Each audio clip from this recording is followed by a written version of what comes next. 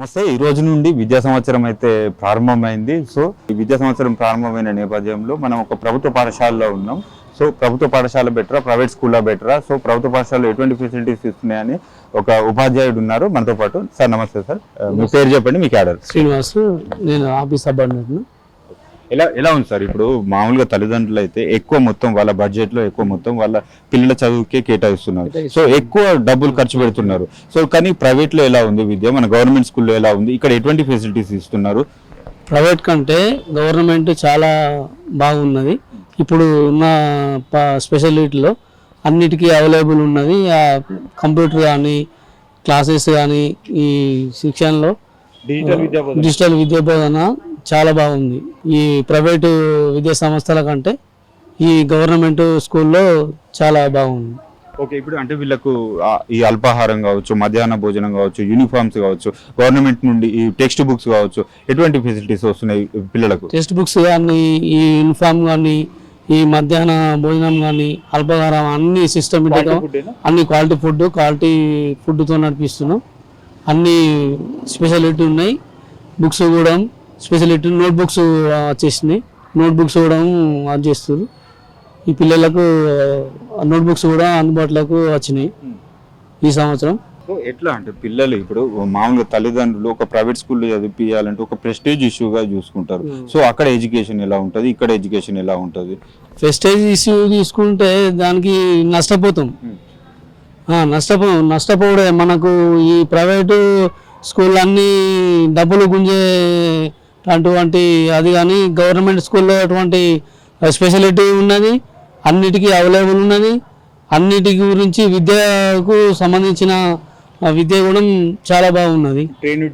అన్ని training teachers అన్ని గవర్నమెంట్కు సంబంధించిన డిపార్ట్మెంట్ స్పెషాలిటీ ఉన్నది. ఈ స్కూల్ కన్నా, గవర్నమెంట్ స్కూల్ కన్నా ఈ ప్రైవేట్ స్కూళ్ళకు వేస్ట్.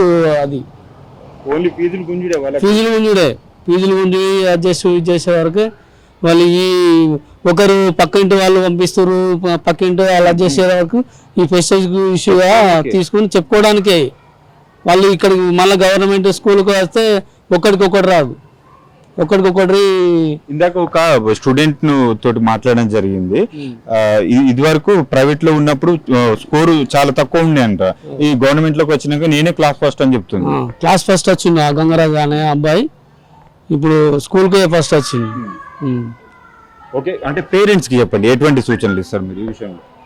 మేము చాలా చేస్తాను. ఇప్పుడు ఈ స్పెషాలిటీ అంటే ఇప్పుడు మధ్యాహ్న భోజనం కానీ, ఈ అల్పాహారం కానీ, మార్నింగ్ అల్పాహారం కానీ, ఈ డ్రెస్సెస్ కానీ, యూనిఫామ్స్ కానీ, ఈ ప్లస్ నోట్ బుక్స్ ఇస్తున్నాం. ప్లస్ అవి కూడా అడ్జస్ట్ చేస్తున్నాం.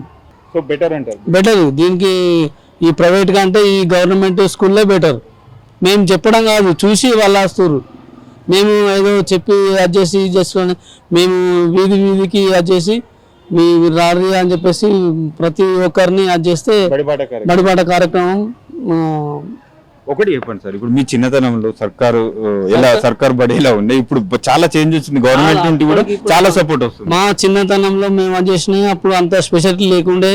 అప్పుడు నెక్కరు చినిగిపోయిన అంగి వేసుకుని అడ్జేసిన అటువంటి టైంలో ఇప్పుడు వీళ్ళకు చాలా స్పెషాలిటీ ఉన్నాయి, బాగా ఉన్నాయి. గవర్నమెంట్ మంచి సదుపాయం కల్పిస్తుంది. మంచి వినియోగించుకోవాలి. తల్లిదండ్రులు వినియోగించుకొని బడివాడ మన ఈ గవర్నమెంట్ స్కూల్కు మంచిగా ఉన్నది, స్పెషాలిటీ మంచిగా ఉన్నది అని చెప్పేసి తీసుకొని రావాలి. ప్రెస్టేజ్ తీసుకోవద్దు. వాళ్ళ విద్య ఎట్లా అందుతుంది, క్వాలిటీ ఎడ్యుకేషన్ ఎట్లున్నది అని చెప్పేసి నెల వారానికి 15 రోజులకు ఒకసారి వీళ్ళు తల్లిదండ్రులు అన్న వాళ్ళు అడ్జస్ట్ చేసుకోవాలి. Thank you sir. ఓకే.